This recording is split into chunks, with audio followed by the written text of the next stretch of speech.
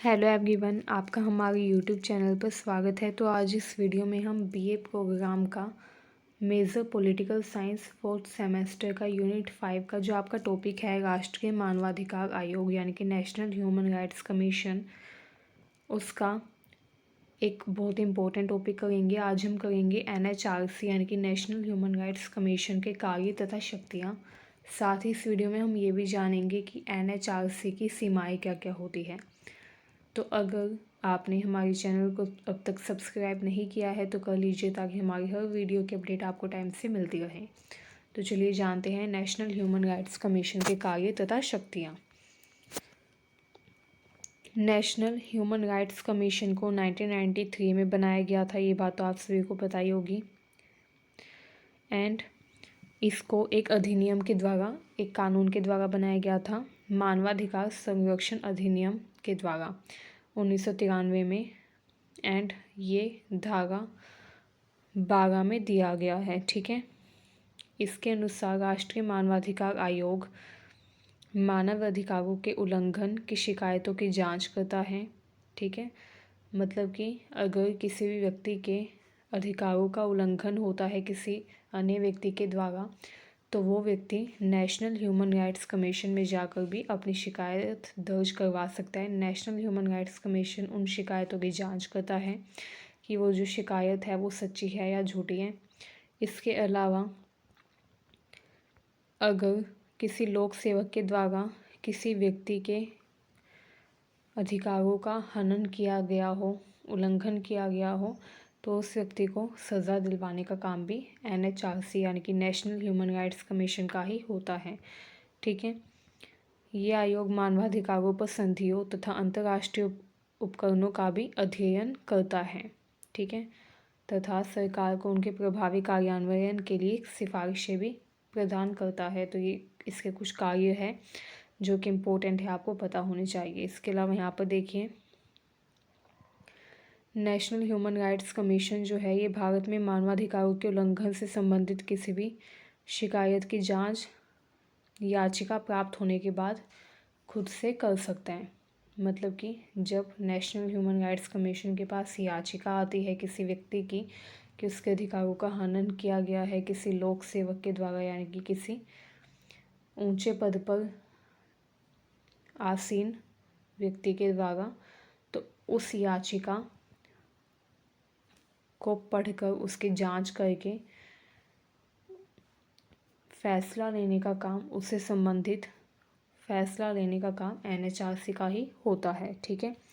NHRC किसी भी न्यायिक प्रक्रिया में हस्तक्षेप कर सकता है जिसमें मानवाधिकारों के उल्लंघन का कोई भी आरोप शामिल हो, ठीक है। जैसे कोई आरोप आ जाए कि किसी पुलिस के द्वारा किसी व्यक्ति को बुरी तरीके से मारा गया है या उसका अधिकारों का हनन किया गया है, तो ऐसे समय में नेशनल ह्यूमन राइट्स कमीशन जो है वो उनके खिलाफ कार्रवाई कर सकता है, इस मैटर में हस्तक्षेप कर सकता है, इंटरफेयर कर सकता है, ठीक है।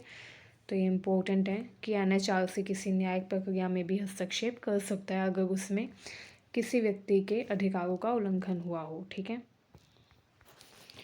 इसके अलावा नेशनल ह्यूमन राइट्स कमीशन किसी भी जेल में जाकर भी देख सकता है कि वहाँ पर कैदियों के रहने की जगह कैसी है, कैदियों को किस हालत में रखा गया है, ठीक है। क्योंकि कैदी जो है वो भी इंसान है, तो उनके अधिकारों का भी हनन ना हो, इस बात का ध्यान रख सकता है नेशनल ह्यूमन राइट्स कमीशन।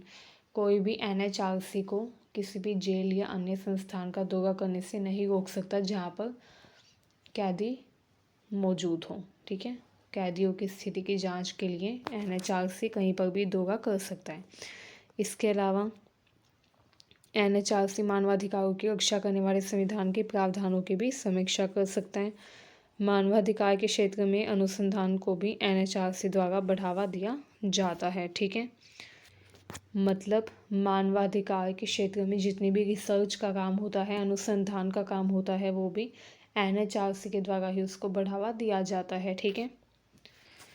इसके अलावा NHRC के द्वारा विभिन्न मीडिया के माध्यम से समाज के विभिन्न क्षेत्रों में मानवाधिकार जागरूकता तथा साक्षरता को भी बढ़ावा दिया जाता है। मतलब कि जो नेशनल ह्यूमन राइट्स कमीशन है वह मीडिया के माध्यम से समाज के विभिन्न क्षेत्रों में जागरूकता फैलाने का काम भी कर सकता है। ठीक है, किसके प्रति जागरूकता? मानव के अधिकारों के प्रति जागरूकता फैलाने का काम NHRC के द्वारा किया जा सकता है मीडिया की सहायता लेकर। ठीक है, तो ये भी काफ़ी इम्पोर्टेंट पॉइंट है जो आपको पता होना चाहिए। ठीक है, तो ये तो थे NHRC के कार्य।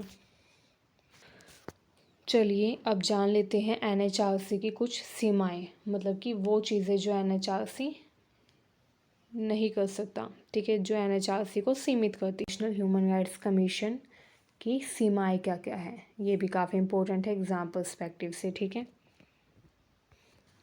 देखिए NHRC के द्वारा की गई सिफारिशें बाध्यकारी नहीं होती। निजी पक्षों द्वारा मानवाधिकारों का उल्लंघन NHRC क्षेत्राधिकार के तहत नहीं माना जा सकता। मतलब कि NHRC सिर्फ उन्हीं जगहों पर सवाल उठा सकता है, उन्हीं जगहों पर NHRC अपना काम कर सकता है जहाँ पर किसी व्यक्ति के अधिकारों का हनन किसी सरकारी विभाग के द्वारा किया गया हो। ठीक है,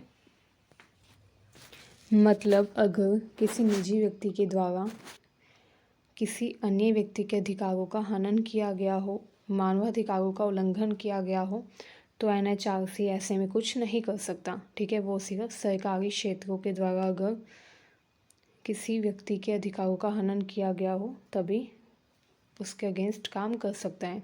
ठीक है, इसके अलावा NHRC के पास उन अधिकारियों को दंडित करने की शक्ति नहीं है जो उसे उसके अनुशंसित आदेशों को लागू नहीं करते। ये भी बहुत इंपॉर्टेंट पॉइंट है। नेक्स्ट देखिए, NHRC के 3 सदस्य न्यायाधीश है जो आयोग की कार्यप्रणाली को न्यायिक स्पर्श देते हैं।